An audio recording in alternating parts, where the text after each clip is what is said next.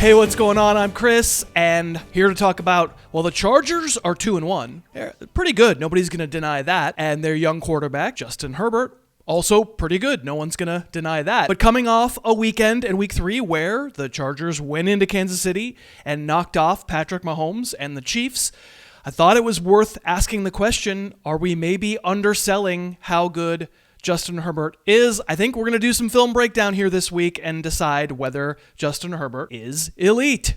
So it's not going to shock you that the Chargers know that Justin Herbert is young, and they still try and give him plenty of easy reads when possible. This play from Sunday is play action, where everyone blocks like it's a run, and Herbert rolls out.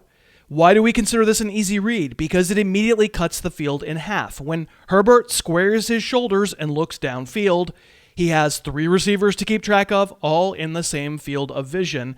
And if the safety is playing it honest in center field, Herbert will have Mike Williams going to the corner. But since here the safety runs with Williams, Donald Parham is wide open.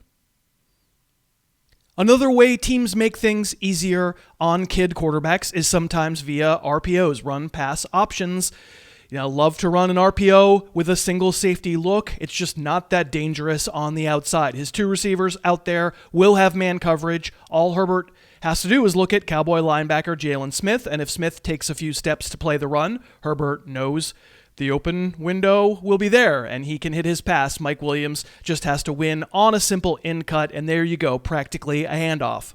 Now, Mike Williams. He is really the difference in how scary Herbert has looked. The new coaching staff, or Herbert, or someone, has decided to use Mike Williams real differently, and the guy is just winning all the time.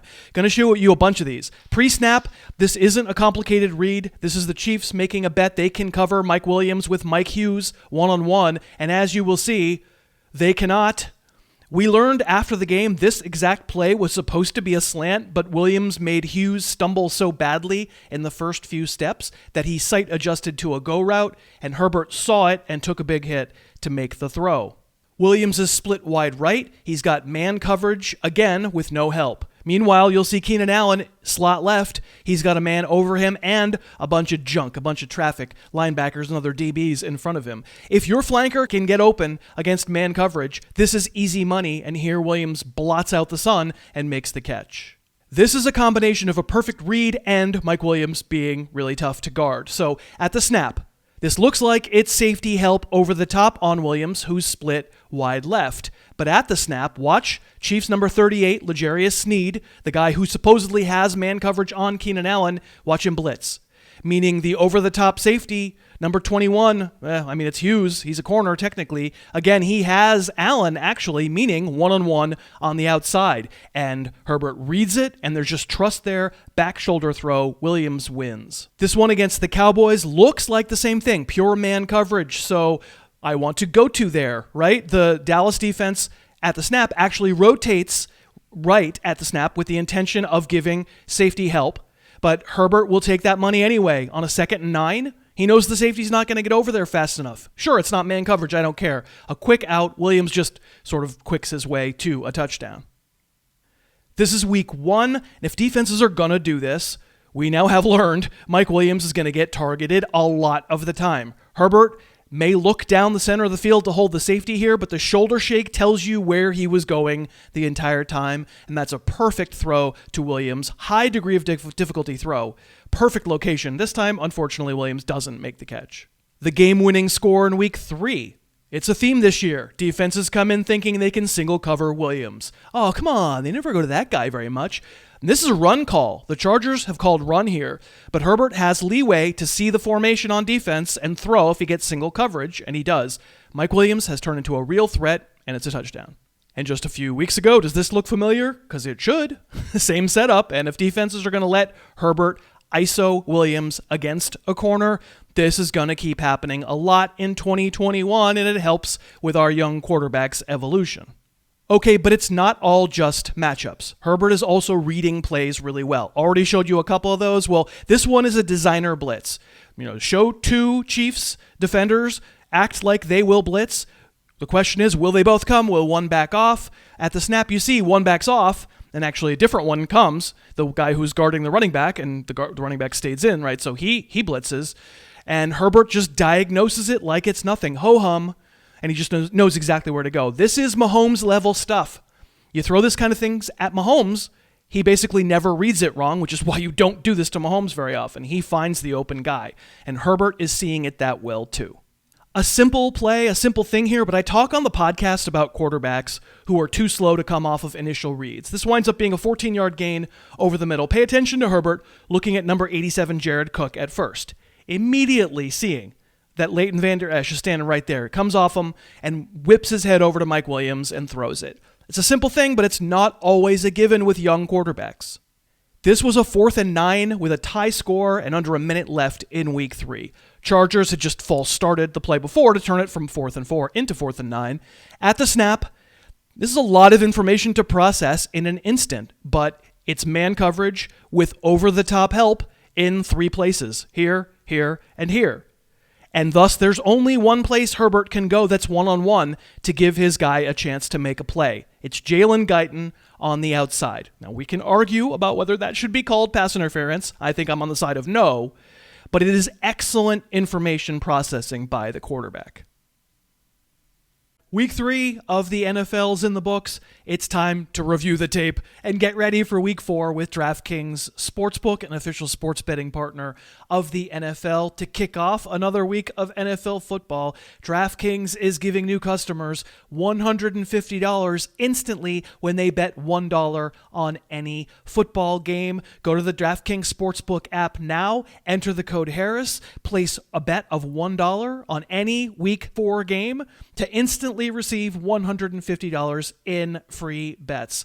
If Sportsbook's not available yet in your state, DraftKings still has big cash prizes up for grabs all season with their daily fantasy contests.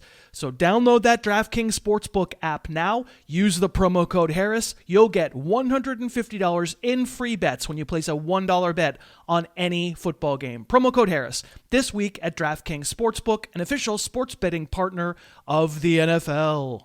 Okay, so we're getting back into it with Justin Herbert, and trust me, I know the tricks of the trade. If I want to just paint him as elite, all I have to do is just pick out the plays where he's really, really good, and we all agree, the kid never, ever makes a mistake. Well, that's obviously not true, and if we're going to evaluate fairly, let's try to mix it up a little bit. You know, in the end, I'm probably going to stack the deck anyway, but I will show you a few plays where Herbert fell short of elite so far in these first few games this year. So before the break, I talked about going through progressions. One problem with being so comfortable going through progressions is sometimes that you assume instead of seeing. This one against the Cowboys deserved to be picked. You'll see Herbert look right, then he'll look middle, he's going through his reads, and maybe sort of lose track of the fact that the Cowboy defense has been playing quarters the entire time. So there's really no place for the strong side safety to go except right into Jared Cook's route. And obviously, that is a bad decision. This one, I think Herbert just doesn't trust what he sees. It'll be play action. It's a naked boot. Herbert throws the ball very well in general on the run, so getting him sprinting out and having him throw the crosser, it's a great idea. But you can see, Jalen Guyton, he's already open right there. And Herbert has definitely already sprinted clean of traffic. His head is already turned. He can see Guyton. I just think he doesn't make himself believe that Guyton is fully open until too late. It's still a pretty good throw, and it could be a catch, but I think we'd all have to agree it's also a half second too late. So he is putting Guyton in harm's way from a big hit when, if he'd thrown it earlier, he didn't need to.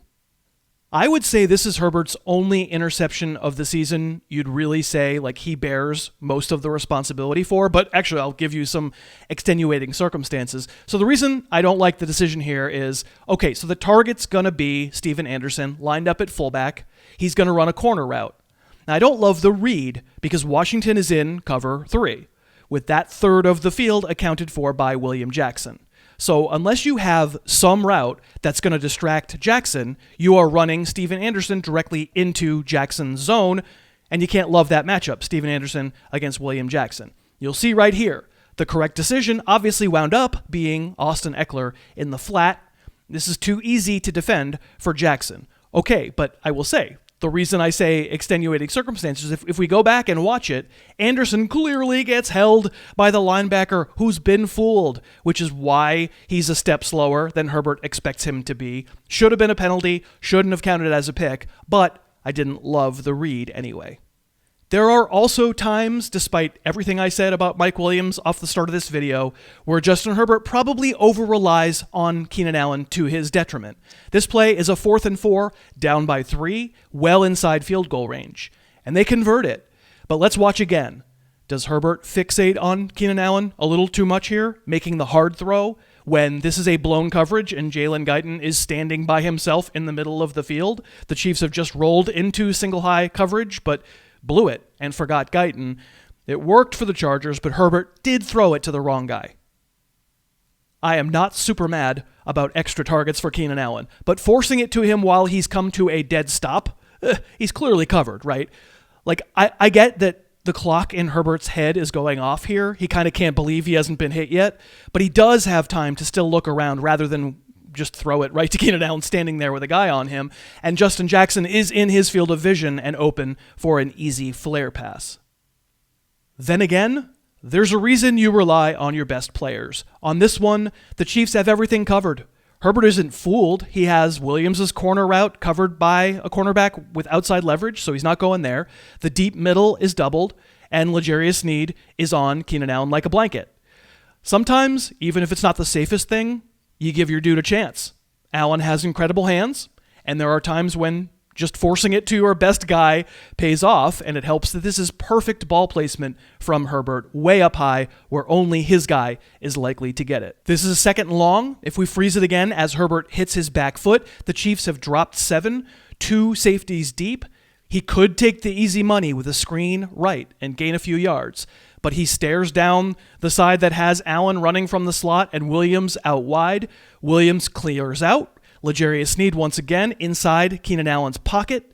Sometimes when you get your best guy against their best guy, you just take it. And again, perfect ball placement. So you know if you overfocus a little on your best receiver, well, this is why.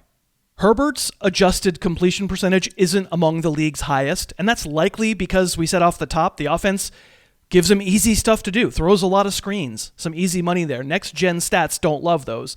But this kind of ball placement, it's really, really good. Jared Cook running the wheel route. You could not walk it out there any better. And this should look familiar. It's an out and up, not a wheel route. Austin Eckler, again, like Jared Cook before, isn't what you'd call exactly open here, but the ball goes where only he can get it, and Herbert does this a lot. Let's talk about arm strength. From what I've seen this year, I don't know that there's anyone I definitively rank ahead of Herbert's arm strength. At least he's close to everybody else. On this one, you can see Keenan Allen actually winds up being open. Herbert probably comes off him a little too fast. That happens. He looks away. Joshua Palmer is covered.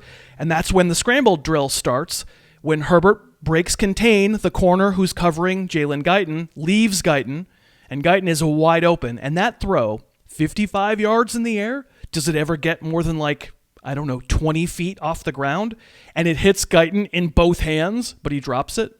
This one didn't count because of an ineligible blocker downfield, but watch Herbert get out to the right, plant his feet, and put everything onto this throw. Tony Romo was announcing this game and could not stop talking about the arm strength that this throw took. As the cliche goes, the ball explodes out of his hand. And there's almost nothing you can say about this kind of cannon shot. You just watch it. Trayvon Diggs, he's emerged as one of the best young corners in the game, and he tracked Allen all over the field in week 2, but he stopped running here because his instincts told him there's no way Herbert can make this throw, and then Herbert made the throw. Now, when you're a kid by NFL standards and you have a cannon, sometimes you forget, and you don't always throw with the best touch, where discretion might be the better part of valor, and your receiver might have a better chance to make a play if you didn't chuck it 1,000 miles an hour at his face. That has happened already several times this year, and yes, it means Justin Herbert isn't perfect. But man, he sure is good. He just outdueled Patrick Mahomes on the road. He's got Mike Williams emerging as a great threat who he knows how to use, and fine, he over-relies a little on Keenan Allen sometimes. Allen's an awfully good player. I think I can allow it. I don't think there's any question at this point Justin Herbert is a top 10 quarterback in the NFL. I don't think anyone's going to have that conversation with you anymore. The question is, how close is he to the top 5? And breaking down this film, I'd say, are there a few fine points that he could clear up to make sure he lands in that top 5? Okay, I'll grant you that. But even having this conversation about a kid at the very beginning of his second year means, oh boy, the Chargers have a good one and they could be dangerous in 2021.